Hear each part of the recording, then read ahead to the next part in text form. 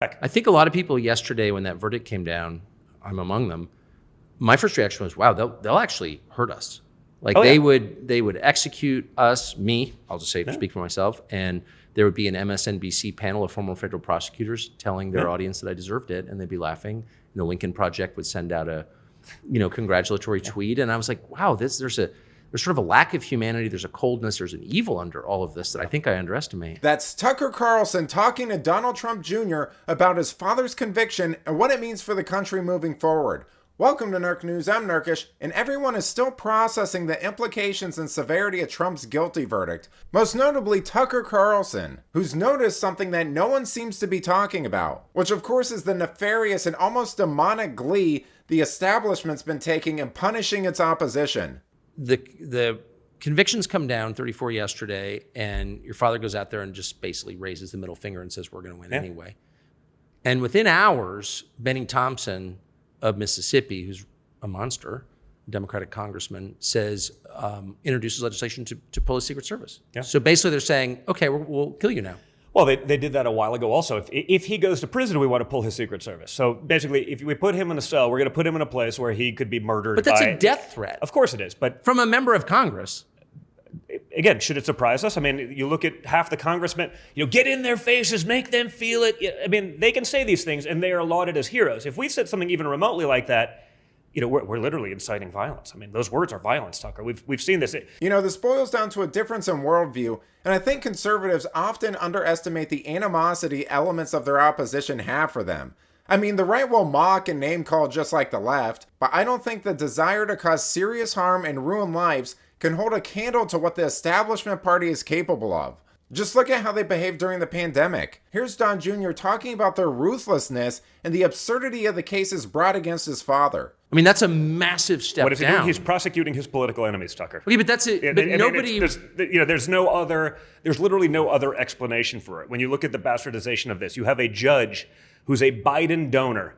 His daughter is one of the number one Democrat fundraisers. When you say he's a Biden donor, he's literally a Biden donor. He's a Biden donor, like literally has written checks himself. His daughter is one of the most prolific fundraisers for the radical Democrats, Adam Schiff and like. She's made millions off of that.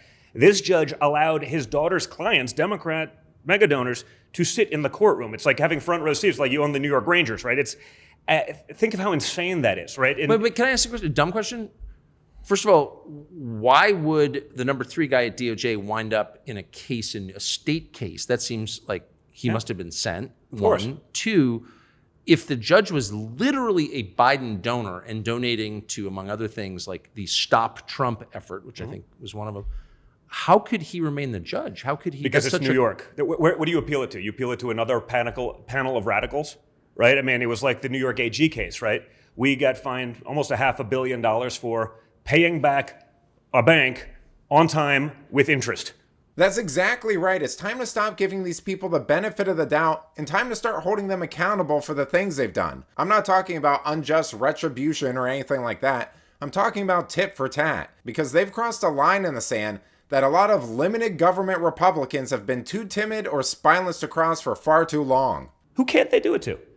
But more importantly, if they will so flagrantly and so corruptly do it to him, who won't they do it to? That's the question we have to be asking. I mean, is anyone safe? And it's like COVID. People going blindly along. No, it's going to be different this time. I'm like, really? So it's just to ask. It's July 11th is sentencing. July 11th. So by the way, you think that's a coincidence? That's 4 days before the Republican National Convention. Do you think that's a coincidental timing, or do you think that's designed to throw a wrench into that? I mean, yet another coincidence, right? But what happens if can they remand him and put him in jail then? I imagine they will try, right? I mean, why wouldn't they? Yeah, of course. Like, does anyone think? And again, that's too far. That's too far. Nothing's too far. And again, until it happens, we have to stop giving them the benefit of the doubt, thinking they're going to act above board. Will this stop the campaign? Like, what effect is this going to have? Listen, I spoke to my father, right after the verdict, today.